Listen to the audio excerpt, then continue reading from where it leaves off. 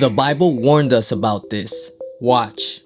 This one honestly worries me for the United States of America. I'll be very, very honest. A lot of people miss this. So in Matthew 11, Jesus is leaving these two cities, Chorazin and Bethsaida. If you go read your Gospels, he does a disproportionate amount of supernatural healing and work in these two areas, Chorazin and Bethsaida. But they don't, in general, they don't believe him. So then as he leaves, he says, he shakes the dust off his feet. By the way, a lot of Christians don't know this. The reason that they, quote, shake the dust off their feet in the Bible, why Jesus says this, when they do that, he's saying judgment will come on this city because of your unbelief. I don't even want to have a speck of dust from this city on my sandals because judgment will fall on every speck of dust.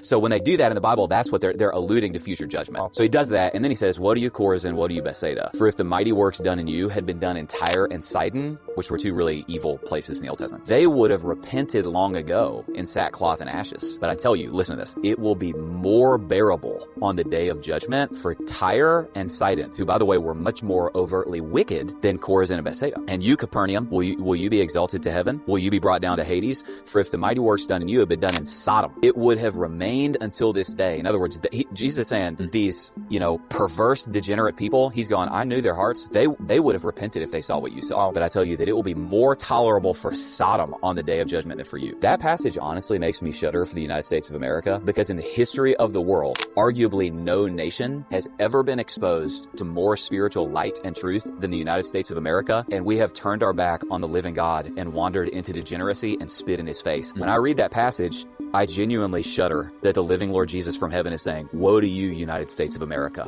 Because if anybody else had seen what you would have seen, they would have repented as a nation and come to me.